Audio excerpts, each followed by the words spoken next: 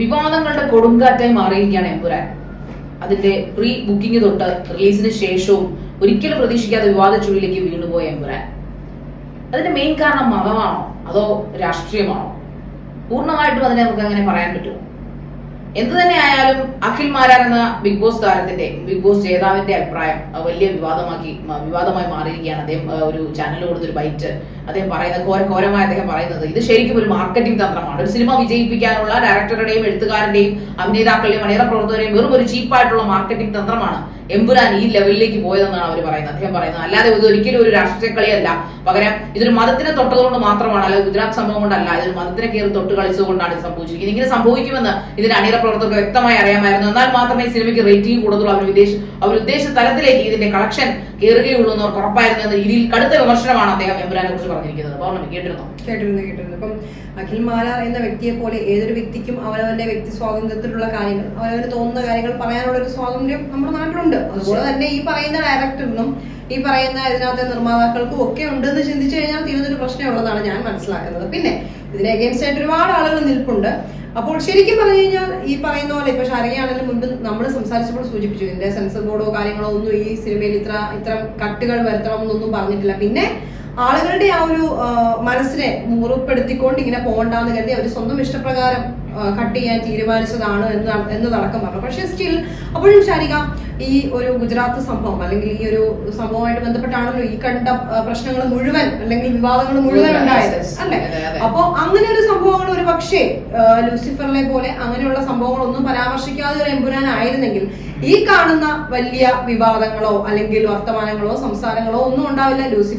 ലൂസിഫറിന്റെ second part Empuraan എന്ന തലത്തിൽ ഇത് വളർന്നത്. പക്ഷെ ഇവിടെ ശരിക്കും സംഭവിച്ചു പോയത് ഈ ഒരു സംഭവം, ഇതിപ്പം എഴുത്തുകാരൻ എഴുതിയത് മാത്രമല്ലല്ലോ, ഇത് ശരിക്കും നടന്നിട്ടുള്ള ഒരു സംഭവമാണെങ്കിൽ അതിനകത്ത് ആരും കുറ്റക്കാരല്ല എന്നുണ്ടെങ്കിൽ ഇതിനെ ഒരു വിവാദമാക്കേണ്ട കാര്യമുണ്ട് എന്ന് എനിക്ക് തോന്നുന്നില്ല. പക്ഷെ അപ്പൊ എവിടെയോ ആർക്കോ എങ്ങനെയൊക്കെ കൊണ്ടതുകൊണ്ടല്ലേ ശരിക്കും ഇതിനെ ഇത്രയും വലിയൊരു വിവാദമാക്കി കൊണ്ടുവന്നത്.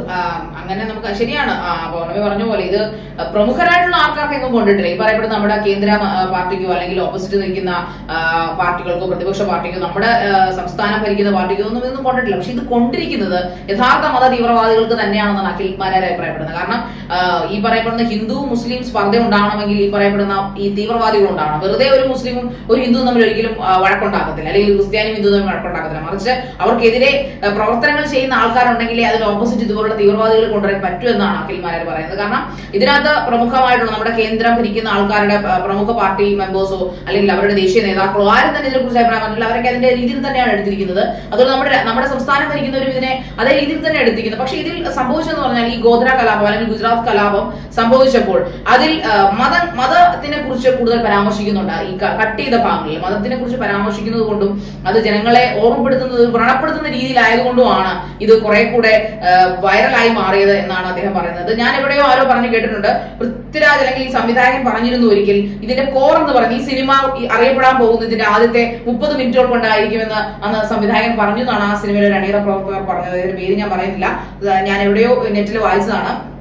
പക്ഷെ അത് അന്വർത്ഥമായി. കാരണം പൃഥ്വിരാജിന് വ്യക്തമായിട്ട് അറിയാമായിരുന്നു ഇത് വിവാദത്തിലാവും. കാരണം അദ്ദേഹം ബോധമില്ലാത്ത, ബുദ്ധിയില്ലാത്ത, വായനയില്ലാത്ത മനുഷ്യനല്ല, ഏറ്റവും കൂടുതൽ വായിക്കുന്ന ഒരു മനുഷ്യനാണ്. സോ അദ്ദേഹത്തിന് ഇന്ത്യൻ ഹിസ്റ്ററി അറിയാം, നന്നായിട്ട് പഠിച്ച് ഹോംവർക്ക് ചെയ്ത് വരുന്ന ഒരു മനുഷ്യനാണ്. So he has the same ആ ഒരു വിഷൻ അദ്ദേഹത്തിന് ഉണ്ടായിരുന്നു എമ്പുരാൻ എടുക്കുമ്പോൾ. അതുകൊണ്ടാണ് പൗർണമി പറഞ്ഞത് ലൂസിഫറിന്റെ തുടർച്ചയായിട്ട് ഒരിക്കലും എമ്പുരാനെ നമുക്ക് കണക്കാക്കാൻ പറ്റില്ല. ബിക്കോസ് അത് ലൂസിഫറിന്റെ തുടർച്ചയാണെന്ന് കാണുന്ന ഒരാൾക്കും തോന്നില്ല. ലൂസിഫറിന്റെ തുടർച്ചയാണെങ്കിൽ ലൂസിഫറിന്റെ കണ്ടിന്യൂവേഷൻ അല്ലേ അവിടെ പറയുന്നത്. അവിടെ എങ്ങനെയാണ് ഗോദ്ര കലാപം ഉണ്ടായത്, അവിടെ എങ്ങനെയാണ് ഇങ്ങനെയുള്ള മതസ്പർദ്ധയും കാര്യങ്ങളും സംഭവിച്ചത്. അവിടെ മോഹൻലാലിന് വളരെ കുറച്ച് ഡോക്യുമെന്റ്സ് അല്ലെങ്കിൽ ക്ഷമിക്കുക, മോഹൻലാലിന് കുറച്ച് വാചകപ്രസക്തികൾ മാത്രമേ ഉണ്ടായിരുന്നുള്ളൂ, അല്ലെങ്കിൽ കുറച്ച് വർത്തമാനങ്ങൾ മാത്രമേ മോഹൻലാൽ അതിനകത്ത് അസാൻ ഈ പറയുന്ന പോലെ എബ്രാഹിം ഖുറൈഷിയായിട്ട് പറയുന്നുള്ളൂ. അങ്ങനെയല്ലല്ലോ പറയേണ്ടത്. എബ്രാഹിം ഖുറൈഷിയെ ഹൈലൈറ്റ് ചെയ്ത് കാണിക്കുമ്പോൾ അതിനകത്ത് ഈ പറയുന്ന മോഹൻലാലിന്റെ മാസ് ഡയലോഗിന് വേണ്ടിയിട്ട് ആൾക്കാർ കാത്തിരുന്നു. നമ്മുടെ മാസ് ഡയലോഗുകളില്ല. ഖുറൈഷി എബ്രാഹിം അല്ലെങ്കിൽ എബ്രാഹിം ഖുറൈഷി എന്ന് പറഞ്ഞ ആ വ്യക്തിയെ സംബന്ധിച്ചിടത്തോളം അദ്ദേഹം ഒരു തണുത്തു കുറഞ്ഞ, അദ്ദേഹം കാണിക്കുന്ന ഐസ് കട്ടായിട്ട് നടക്കുന്ന സ്ഥലങ്ങളാണ് അദ്ദേഹത്തെ കൂടുതലായിട്ട് കാണിക്കുന്നത്. അതേപോലെ ഒരു തണുപ്പൻ പ്രകടനമായി പോയി ലാലേട്ടൻ എന്ന് പറഞ്ഞാൽ അത് തെറ്റായി പോകത്തില്ല അല്ലെ ഒരിക്കലും. കാരണം എന്ന് വെച്ച് കഴിഞ്ഞാൽ ലാലേട്ടൻ നമ്മൾ ലൂസിഫർ കാണുന്ന ലാലേട്ടൻ അല്ല ഒരിക്കലും നമ്മൾ സെക്കൻഡ് എമ്പുരാനിൽ കാണുന്നത്. അത് ശരിക്കും പറഞ്ഞാൽ വല്ലാത്തൊരു എഫക്റ്റ്, വല്ലാത്തൊരു ഫീലാണ് ജനങ്ങളിലേക്ക് തോന്നുന്നത്. അപ്പോ നമുക്ക് കണക്ട് ചെയ്ത് നോക്കുമ്പോൾ ഇപ്പൊ ലൂസിഫറിനും എമ്പുരാനും കൂടെ ഒരു തിയേറ്ററിൽ 2 സ്ക്രീനിൽ പ്രദർശിപ്പിക്കുകയാണെങ്കിൽ നമുക്കറിയാം അത് കണ്ടിന്യൂവേഷൻ അല്ല, അതൊരു പാഠത്തിന്റെ തുടരുമെന്ന് പാഠത്തിന്റെ തുടർച്ചയല്ല. അങ്ങനെയാണെങ്കിൽ എന്തിനാണ് ഇങ്ങനെയുള്ള കേസുകൾ പൃഥ്വിരാജ് എന്ന ഡയറക്ടർ ഈ സിനിമയിൽ കൊണ്ടുവന്നെന്ന് ചോദിച്ചാൽ തീർച്ചയായിട്ടും ഇത് അഖിൽ മാരാർ സൂചിപ്പിച്ചതുപോലെ അല്ലെങ്കിൽ അഖിൽ മാരാർ ക്രിട്ടിസൈസ് ചെയ്യുന്നത് പോലെ ഇതൊരു മാർക്കറ്റിംഗ് തന്ത്രമാണ്. ഇതല്ലാതെ ഒരു പക്ഷെ എടുത്തു കഴിഞ്ഞ ഒരു പോയിന്റിൽ എത്തിക്കഴിഞ്ഞപ്പോഴായിരിക്കാം ഒരു സിനിമ കയ്യിൽ നിന്ന് പോയെന്നോ അല്ലെങ്കിൽ ഇത് ഒരു പക്ഷേ ഫ്ലോപ്പായി പോയേക്കാമെന്നോ അവർ ചിന്തിച്ചിട്ടുണ്ടാവുക. ഒരു പ്രമുഖ നടി എന്ന് പറഞ്ഞിട്ടുണ്ട്, പ്രമുഖ നടിയല്ല, പ്രമുഖ ബ്ലോഗർ, എനിക്ക് സിൻസി അനിൽ എന്നാണ് പേര്, ഞാൻ എപ്പോഴും ഫേസ്ബുക്കിൽ അവരുടെ ബ്ലോഗ് വായിക്കുന്നതാണ്. അതിനകത്ത് പറഞ്ഞിട്ടുണ്ട് ഇത് പപ്പടം പോലെ പൊട്ടിപ്പോകുമായിരുന്ന ഒരു പടമാണ്. പക്ഷേ അങ്ങനെ പൊട്ടാത്തതിന്റെ കാരണം നോട്ട് സിൻസി അനിൽ, സരിൻ, ഡോക്ടർ സരിന്റെ വൈഫ് സൗമ്യ സരിനാണ് ഇത് പറഞ്ഞിരിക്കുന്നത്. ഇത് 2ഓ 3ഓ നിലയിൽ പൊട്ടിപ്പോകാമായിരുന്ന ഒരു പടത്തെ ഇങ്ങനെ വിവാദം ഇല്ലായിരുന്നെങ്കിൽ, എമ്പുരാന്റെ ഈ ഒരു ഗോത്ര വിവാദം ഇല്ലായിരുന്നെങ്കിൽ, അല്ലെങ്കിൽ മതവിവാദം ഇല്ലായിരുന്നെങ്കിൽ ഇത് ഉറപ്പായിട്ടും 2ഓ 3ഓ നിലയിൽ പൊട്ടുമായിരുന്നാണ് സൗമ്യ സരിൻ പറഞ്ഞിരിക്കുന്നത്. സ്റ്റേറ്റ്മെന്റ് ഇത് രാവിലെ ഞാൻ കണ്ടിരുന്നു. സിൻസിയറിൽ ദയവായി ക്ഷമിക്കുക, താങ്കളുടെ പേര് അത് ഞാൻ മനഃപൂർവ്വം അറിയാതെ പറഞ്ഞതാണ്, മനഃപൂർവ്വം അല്ല. ഓക്കെ, അപ്പൊ അങ്ങനെ ആ ഒരു ചിന്തയും എന്നിലേക്ക് ഉണ്ടായി. കാരണം ഈ ഒരു വിവാദം ഇല്ലായിരുന്നെങ്കിൽ നിങ്ങൾ ശ്രദ്ധിക്കപ്പെടുവായിരുന്നു. പൗർണമി പടം കണ്ടതല്ലേ, ഞാനും പടം കണ്ടതാണ്. ഇതില് ആ ഒരു സംഭവം ഇല്ലായിരുന്നെങ്കിൽ, അല്ലെങ്കിൽ ഈ പറയപ്പെടുന്ന ഈ മെയിൻ സ്ട്രീമിലുള്ള പൊളിറ്റീഷ്യൻസ് വന്ന് പറയാതെ തന്നെ ഇത് കട്ട് ചെയ്യണോ എന്ന് പറഞ്ഞത് ആരാണ്?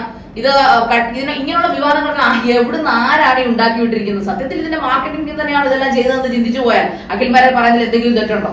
നമ്മൾ സ്വാഭാവികമായിട്ടും ഒരു സിനിമയ്ക്ക് പല രീതിയിലുള്ള മാർക്കറ്റിംഗ് സ്ട്രാറ്റജി ഉപയോഗിക്കാം, അതിലൊന്നും തെറ്റില്ല. ഇപ്പൊ സ്വാഭാവികമായിട്ടും ലൂസിഫർ എന്ന് പറയുന്ന സിനിമ ഈ പറയുന്ന യാതൊരു വിവാദങ്ങളും ഇല്ലാതെ വമ്പൻ ഹിറ്റ് അടിച്ചു പോകുന്ന സിനിമയാണ്. അപ്പൊ സ്വാഭാവികമായിട്ടും അതിൽ ഒട്ടും കുറയാൻ പാടില്ല ഒരു തരത്തിലും. അതിപ്പോ ഫിനാൻഷ്യലി ആണെങ്കിലും അല്ലെങ്കിൽ കളക്ഷന്റെ കാര്യത്തിലാണെങ്കിലും ഒന്നും പാടില്ല. പിന്നെ ലൂസിഫറിന് കിട്ടിയ ഒരു അക്സെപ്റ്റൻസ് ഉണ്ട്. അപ്പം ഒരു പക്ഷേ ഇവർ മനസ്സിലാക്കിയിട്ടുണ്ടാവാം ഇങ്ങനെ ഒരു റിയൽ ലൈഫ് സ്റ്റോറി അല്ലെങ്കിൽ ഒരു റിയൽ ആയിട്ട് നടന്നൊരു കഥ ഒരു സിനിമയിലൂടെ പറഞ്ഞു കഴിഞ്ഞാൽ കുറച്ചുകൂടെ ആളുകൾക്ക് അത് ഓർമ്മിപ്പിക്കാനും അല്ലെങ്കിൽ ഓർക്കാനും അതുമായിട്ട് ബന്ധപ്പെട്ട് കുറച്ചുകൂടെ കാര്യങ്ങൾ നടക്കുന്നു ഒരു പക്ഷെ അവർ ചിന്തിച്ചിട്ടുണ്ടാവും. അതില്ലാതെ നമുക്ക് തള്ളിക്കളയാൻ പറ്റില്ല. പക്ഷേ നമുക്കറിയാം പൃഥ്വിരാജ് എന്ന് പറയുന്ന മനുഷ്യൻ 10 കൊല്ലം മുമ്പ് അല്ലെങ്കിൽ 15 കൊല്ലം മുമ്പ് താൻ 10 വർഷം കഴിയുമ്പോൾ ഇന്ന സ്ഥാനത്തായിരിക്കും ഇരിക്കുന്നത്, താൻ 10 വർഷം കഴിയുമ്പോൾ ഇന്ന രീതിയിൽ ചെയ്യുമെന്ന് ആ ഒരു ഫാർ സൈറ്റഡ്നെസ് കൃത്യമായി ഉള്ളതും അതിനുവേണ്ടി ഹാർഡ് വർക്ക് ചെയ്യുകയും ആ ലെവലിലേക്ക് എത്താൻ ശ്രമിക്കുകയും അത് എത്തിച്ച് കാണിക്കുകയും ചെയ്യുന്ന ഒരു പേഴ്സണാലിറ്റി ആയിട്ടാണ് നമ്മൾ എല്ലാവരും കണ്ടിട്ടുള്ളത്. അപ്പൊ തീർച്ചയായിട്ടും ഇത്തരത്തിലൊരു വിവാദം ഇങ്ങനെ കത്തിക്കേറുമ്പോൾ അത് അൺഎക്സ്പെക്റ്റഡ് ആയിരുന്നു അല്ലെങ്കിൽ അവർക്ക് ഇതിനെപ്പറ്റി യാതൊരു അറിവും ഇല്ലായിരുന്നു എന്ന് പറയുന്നതിനോട് എനിക്ക് യോജിപ്പില്ല. ഒരു ചെറിയ ഭാഗത്തെങ്കിലും ഒരു പക്ഷേ അല്ലാന്നുണ്ടെങ്കിൽ ഇവരിന്റെ പോസിറ്റീവ് സൈഡ് മാത്രമേ കണ്ടുള്ളൂ. ആരും ഈ രീതിയിൽ ഇതിനെ വിവാദമാക്കും എന്നുള്ളത് വിചാരിച്ചിട്ടുണ്ടാവില്ല. അല്ലെങ്കിൽ ഒരു പക്ഷേ ഇതെല്ലാം അറിഞ്ഞുകൊണ്ട് തന്നെ ആയിരിക്കണം ഇത് ഇങ്ങനെ വിട്ടുകൊടുത്തു. അപ്പൊ എന്ത് തന്നെ ആയാലും ഈവൻ മാർക്കറ്റിംഗ് സ്ട്രാറ്റജി ആണെങ്കിൽ പോലും അവരെ തെറ്റു പറയാൻ പറ്റുമോ? അവരെന്താണോ അവർ ചെയ്യാൻ ഉദ്ദേശിച്ചത് അവർ ആ ഒരു കാര്യത്തിൽ അവർ സക്സീഡ് ആയില്ലേ? ഇപ്പൊ ഈ പറയുന്ന കട്ടുകൾ അല്ലെങ്കിൽ ഈ വിവാദമൊക്കെ ഉണ്ടാക്കിയപ്പോ സിനിമ താഴേക്കല്ല പോയത്, സിനിമ വീണ്ടും വീണ്ടും കൂടുതൽ ഉയരത്തിലേക്കാണ് പോയത്. ഇത്രയും എഫേർട്ട് ഇപ്പം ശാരിക ആണല്ലോ ആ സിനിമ കണ്ടു, ശാരിക സമ്മതിക്കുന്നുണ്ട് ഇപ്പൊ കഥ ഇഷ്ടപ്പെടുവോ കഥ ഇഷ്ടപ്പെടാതിരിക്കുവോ, പക്ഷെ അതിന്റെ മേക്കിങ്ങും അതിന്റെ ക്വാളിറ്റി ഓഫ് മേക്കിംഗ് ഇതെല്ലാം നമുക്ക് എല്ലാവർക്കും ഇഷ്ടപ്പെട്ടത് തന്നെയാണ് അല്ലെ? അത് ഇല്ലാതെ നമുക്ക് പറയാൻ പറ്റില്ലല്ലോ. ഡെഫിനറ്റ്ലി നോട്ട്, ബിക്കോസ് അത് ഇന്റർനാഷണൽ ലെവലിൽ തന്നെ പൃഥ്വിരാജ് എടുത്തു വെച്ചിരിക്കുന്ന സിനിമയാണ്.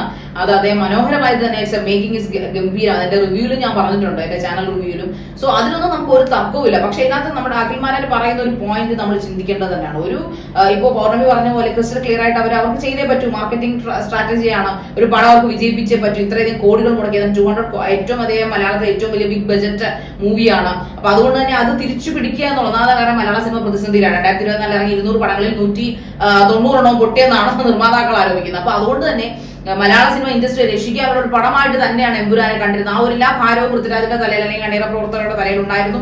അതുകൊണ്ട് തന്നെ പ്ലാൻ ബി ഇസ് ദയർ എന്നാണ് എനിക്ക് തോന്നിയിരിക്കുന്നത്. ആ പ്ലാൻ ബി ആയിരുന്നിരിക്കണം ഇത്. ആ പ്ലാൻ ബി അവർ ചിന്തിക്കുന്നതിന് മുമ്പ് തന്നെ ഇത് വർക്കൗട്ടായി. കാരണം ഈ ഒരു കുറച്ച് രംഗങ്ങൾ അവിടെ വന്നതോടുകൂടി ഈ പറയപ്പെടുന്ന അവിടെ ഇവിടെ തീവ്രവാദം ഇരിക്കുന്ന ടീമുകളുണ്ടല്ലോ, ഹിന്ദു ആയാലും മുസ്ലിം ആയാലും ഈ തീവ്രവാദ കോർ ഹിന്ദുത്വവാദികൾ അവര് ഒരിക്കലും നമ്മുടെ കേന്ദ്രം ഭരിക്കുന്നവരാന്ന് നമുക്ക് പറയാൻ പറ്റില്ല. കാരണം ഈ പറഞ്ഞ അദ്ദേഹം അഖിലനകത്ത് പറഞ്ഞൊരു പോയിന്റ് ഉണ്ട്, കേന്ദ്രം ഭരിക്കുന്നവരെ എതിർക്കുന്ന ഹിന്ദുത്വ സംഘടനകളുണ്ട്. മോദി നമ്മുടെ പ്രധാനമന്ത്രി മോദി ഇഷ്ടമല്ലാത്ത ഹിന്ദുത്വ ഹൈന്ദവ സംഘടനകളുണ്ട്. അപ്പൊ തീർച്ചയായിട്ടും അതെ. അപ്പൊ അവരെയൊക്കെ നമ്മൾ എന്താ വിളിക്കേണ്ടത്? സോ അതുകൊണ്ട് നമുക്ക് പൂർണ്ണമായിട്ടും ഇത് ചെയ്യുന്നത് ഒരിക്കലും ഇങ്ങനെയുള്ള അതായത് നമ്മുടെ കേന്ദ്രം ഭരിക്കുന്ന പാർട്ടിയാണ് നമുക്ക് ഭരിക്കാൻ പറയാൻ പറ്റില്ല. പക്ഷെ ഇത് സംഭവിച്ചിരിക്കുന്നത് മതത്തെ തൊട്ട് കളിച്ചാൽ ഇത് കുറച്ച് വിവാദമാകും, അതിന് ആൾക്കാർ ഇടിച്ചു കയറുമെന്ന് ഒരു പക്ഷേ ഇതിന് അണിയറ പ്രവർത്തകർക്ക് നല്ല കാഴ്ചപ്പാടുണ്ടായിരുന്നു. ഒരു കാര്യം ചോദിക്കട്ടെ, ഇപ്പൊ സ്വാഭാവികമായിട്ട് നമ്മൾ രണ്ടുപേരും ആ സിനിമ കണ്ടു, അതിനകത്തുള്ള കാര്യങ്ങൾ കണ്ടിട്ടും എല്ലാം നമ്മൾ കൃത്യമായി വാച്ച് ചെയ്തു നിരീക്ഷിച്ചു ഒക്കെ ചെയ്തു. ഇപ്പൊ നമ്മൾ രണ്ടുപേരും നമുക്ക് ഒരുപാട് പല ജാതിയിലുള്ള ഫ്രണ്ട്സ് ഉണ്ട്. നമുക്ക് ഇവരോട് ആരോടെങ്കിലും ഉള്ള സമീപനത്തിന് ഈ ഒരു സിനിമ കണ്ടു എന്നതുകൊണ്ട് നമുക്ക് എന്തെങ്കിലും മാറ്റം വന്നിട്ടുണ്ടോ? ഒരു 100% പോയിട്ട് ഒരു മൈന്യൂട്ട് മാറ്റം പോലും നമുക്ക് ഉണ്ടായിട്ടില്ല. അപ്പൊ ഒരു സിനിമ കണ്ടിട്ട് സിനിമയായിട്ട് മാത്രമാണോ ശാരിക കണ്ടത്? തീർച്ചയായിട്ടും അതാണ് ഞാൻ പറഞ്ഞു വരുന്നത്. നമ്മൾ സിനിമയായിട്ട് തന്നെയാണ് മിക്ക ജനങ്ങളും കണ്ടിരുന്നത്. പക്ഷെ എവിടെയാണ് വിവാദം കത്തിച്ചത്? ആരാണ് കത്തിച്ചത്? ഇതിന്റെ പേരിൽ തിയേറ്റർ കത്തിക്കോ? ഇതിന്റെ പേരിൽ പിന്നെ ആരൊക്കെയോ വിവാദങ്ങൾ പടുത്തുവിടുന്നു.